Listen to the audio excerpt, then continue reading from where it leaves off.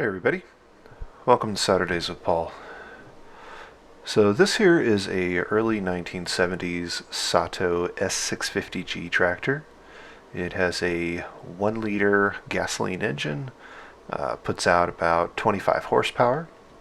It has a 6-speed forward and 2-speed reverse manual transmission. It has PTO speeds of 540 RPM and 1000 RPM. It does have a front end loader attachment, but right now that's outside.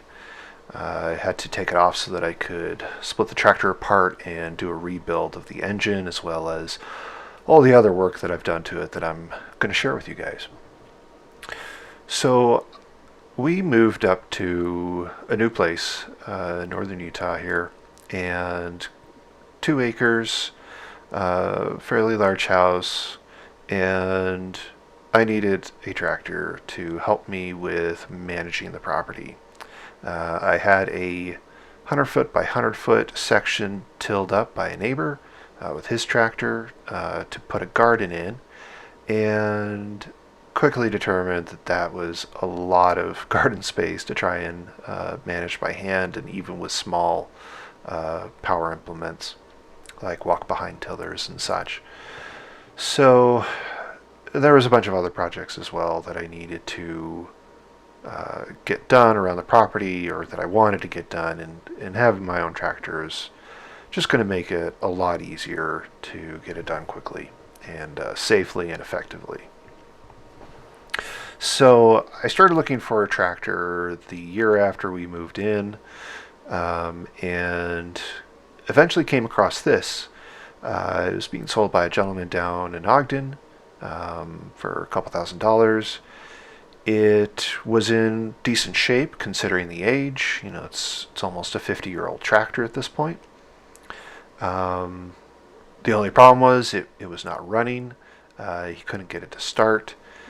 He had bought it from another gentleman that had owned it for a while, and he was just planning on flipping it, but they ran into a problem where they couldn't get any spark, so they couldn't get the engine to start, and he just decided to cut his losses and move on. So I came across it, went down, looked at it in person, decided that I could probably make it all work, and everything else looked pretty good on it. You know, there's no major damage. Tires would all hold air. It had all the features I was looking for in a basic tractor, so I decided to go ahead and pick it up. So I've received a bunch of feedback from friends, family, coworkers even, regarding this project. When I tell them about it, they would ask me if I had a YouTube channel so they could watch videos of me rebuilding it and restoring it. And unfortunately, up to that point, I had not done such a thing. So enough was being said about it that I decided to go ahead and start a channel and start sharing not only this project, but all the other projects that I have to work on around here. There's plenty to do on an almost 40-year-old property, so why not share it with others? So let's go ahead and just start going over this. Since I didn't have any video, I did take a bunch of photos along the way, and we'll just kind of go over those, and I'll show you where this was at when I bought it, and what point I've gotten it to so far. So this is where it's sat. So what ended up happening is the only issue it had with not getting any spark is inside the distributor there's a little terminal that was part of the circuit for energizing the ignition coil, and that actually just had the terminal pushed up against the side of the distributor, and it was causing a short, and that's why it wasn't getting any spark. So all I had to do was just bend it away, and it started right up, no problems. So I was able to drive it off the trailer and down onto the driveway, and this is the point where it was at when I started, taking some other photos. So you can see overall this is really a pretty decent shape for an older tractor. It's not uncommon to see some of these really beat up and having some major issues. So especially for the price. It is a smaller tractor, but it's still a good enough size that you can get a decent amount of work done with it. So you see, it's got the front end loader on here, and it is just a two-wheel drive tractor. But I'm on a really flat piece of land, so there's not really a huge need for me to have four-wheel drive. It would definitely be nice, but definitely not a absolute requirement. If I was living on something that was hillier, like my neighbor up the street, he's in a bunch of hills and he has to have that four-wheel drive capability. So here's a view of the front of the tractor. Again, everything's in pretty decent shape. One of the headlights on the side had gotten some water in it, and the chrome was starting to degrade, but overall it looks to be in pretty good shape here. A little bit of body damage, but that's not uncommon. People putting stuff in the loader and it falls back or whatever and bangs on it. Nothing a good body hammer and dolly won't fix.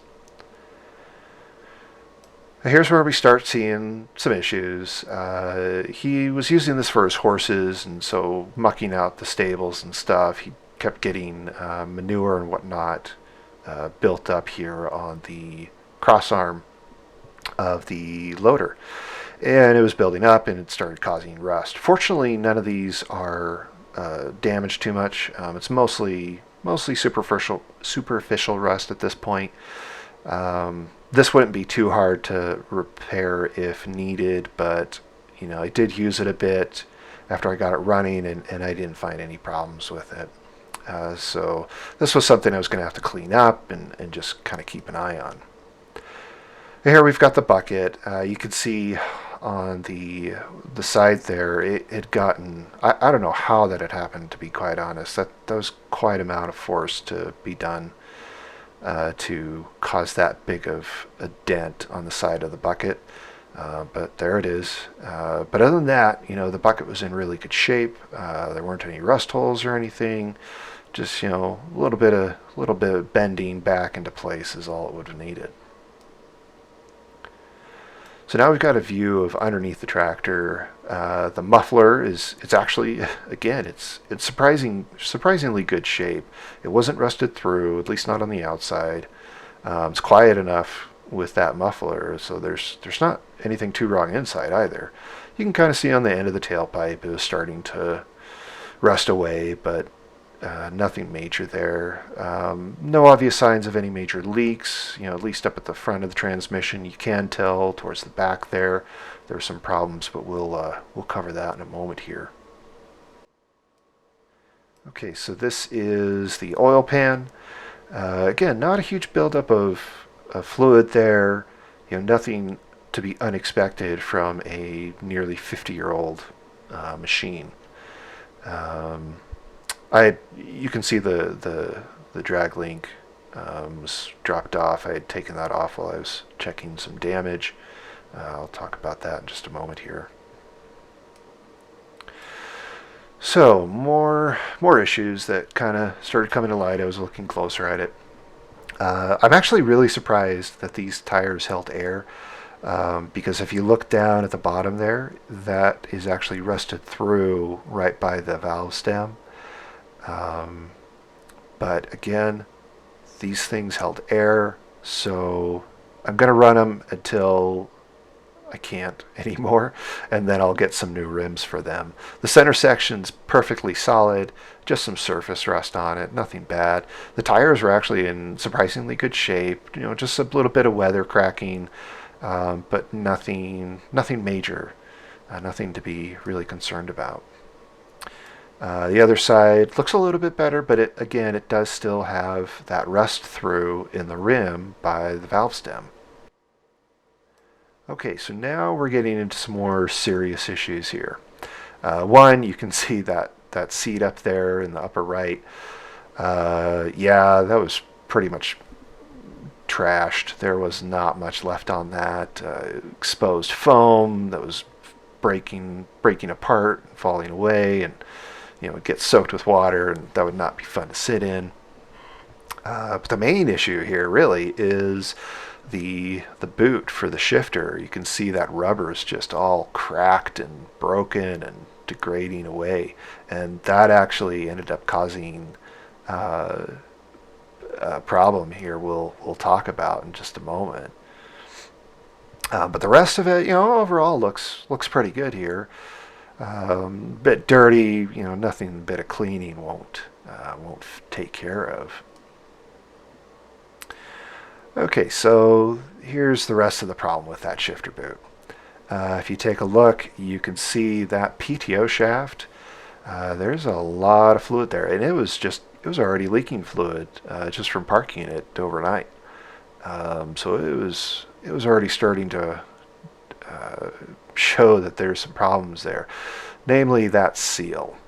But real quick, let's kind of touch on the rest of the stuff here. So you'll see in the upper left, by the battery, there is the shifter lever for the PTO speed. So that's what you can do to switch between the 540 RPM and 1000 RPM PTO output speed. So that's kind of nice. Traditionally most implements just use the 540 RPM, but sometimes you'll have some implements that do want a 1000 RPM input. So it's nice having that flexibility.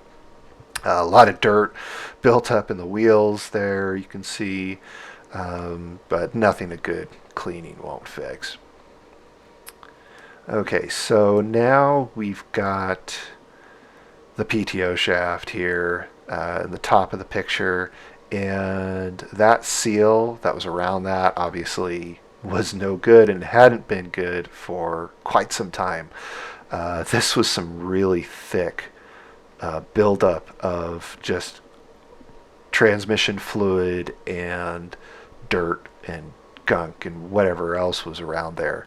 Just a really, really thick layer. I had to scrape this off with a putty knife and screwdriver and some other stuff and try to get it cleaned up before I could replace that seal. But the other issue you'll notice here is that liquid coming out of it and dripping down. That is the transmission fluid, which it uses 80W90 gear oil, and that's not what it's supposed to look like. It's like it's an oil. It's supposed to be pretty clear, a little bit of tint to it, but not this milkshake that's coming out of here. So what this is water was getting in through the shifter boot because it was just full of cracks and holes and everything. So every time it would rain or anything, water would get down inside the transmission, and then it would get mixed in with the oil as those gears were turning, and it just becomes this goo, and that just is not a good thing to have at all. So I was glad I could notice this, because this let me know that I was going to need to, one, obviously I had to replace the seal, but two, I was going to need to completely drain and clean out the transmission. You do not want to allow this type of mixture to continue to stay inside your transmission. It will eventually cause rust, as well as damage to the faces and surfaces of the gears and the bearings.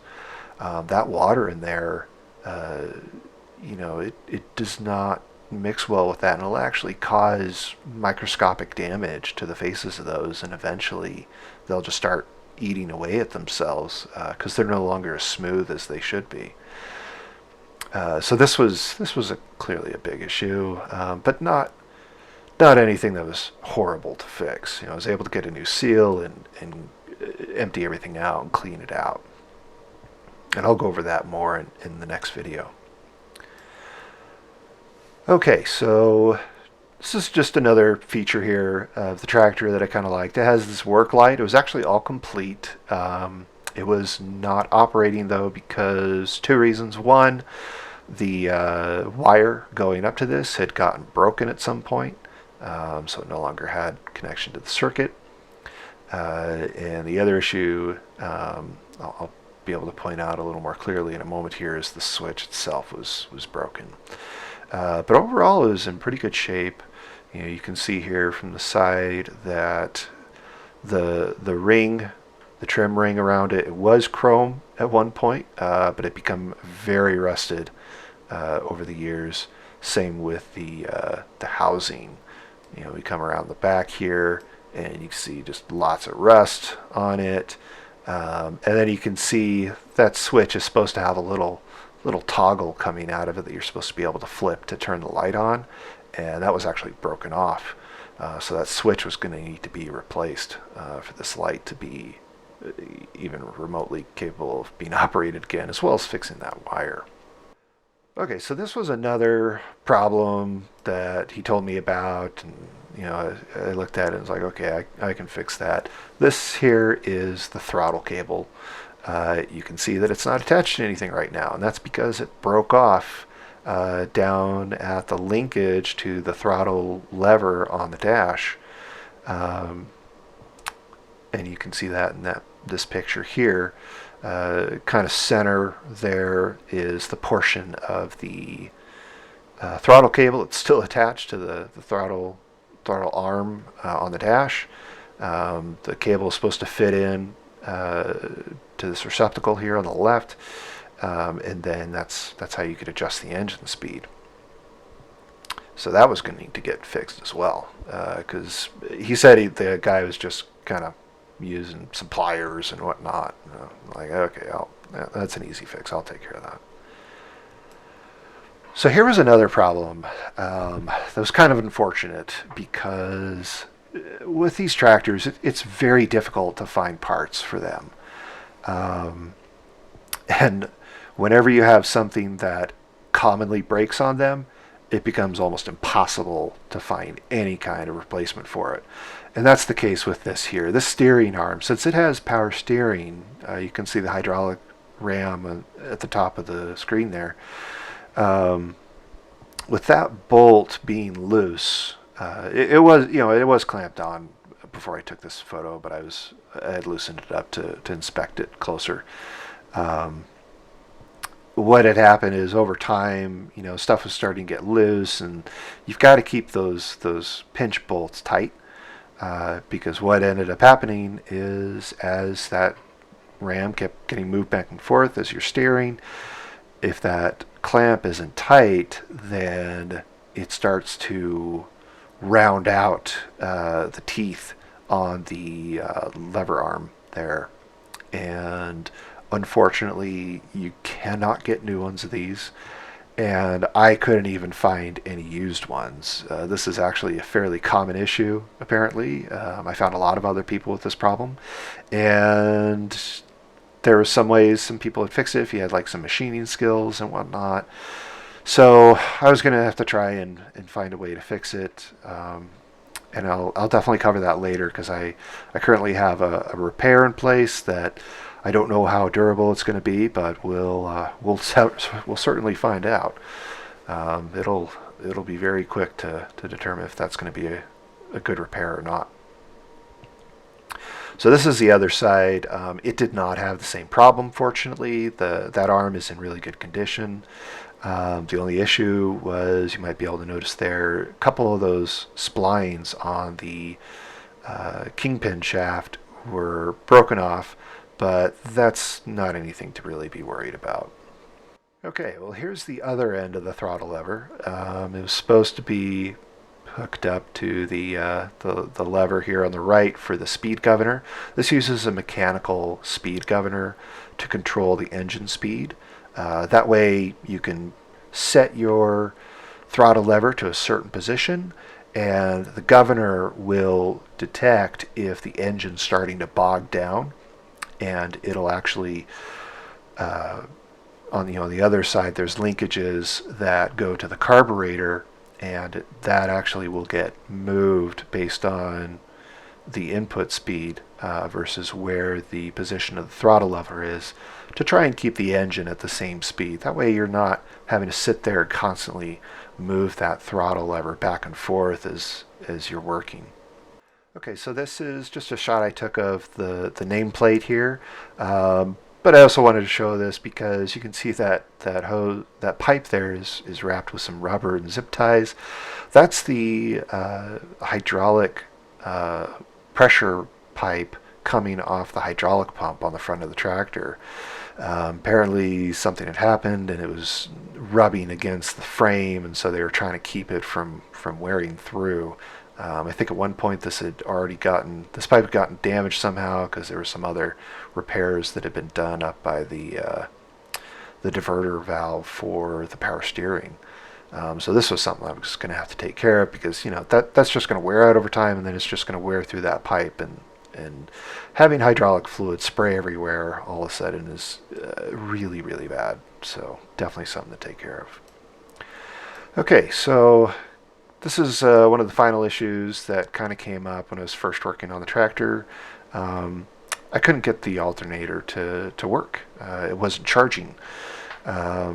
So this was a picture I took of the voltage regulator, and this is an old tractor, so this was actually a mechanical voltage regulator that uses a couple relays inside of it to try to keep the voltage at a certain level out of the alternator. And I don't think it was working, though it actually might have been working. There were some other issues I discovered later that might have been the actual problem, but I went ahead and replaced this with a new electronic one, and I also replaced the alternator just to be sure, because it was all original, and who knows if they're really working, and it was cheap enough to replace them.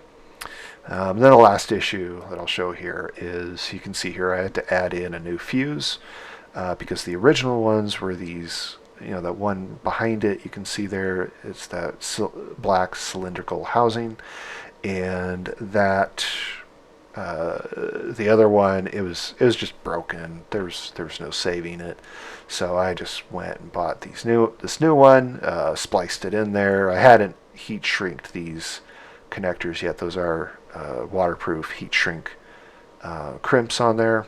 I just hadn't gotten to that yet when I took this photo. And yeah, so that took care of that. So I was able to get some of the other stuff working with the electrical, and then that's pretty much it. And in this shot here, you can see in the center there kind of is the diverter valve for the power steering, and you'll see that inlet pipe right at the base there where it goes to the connection.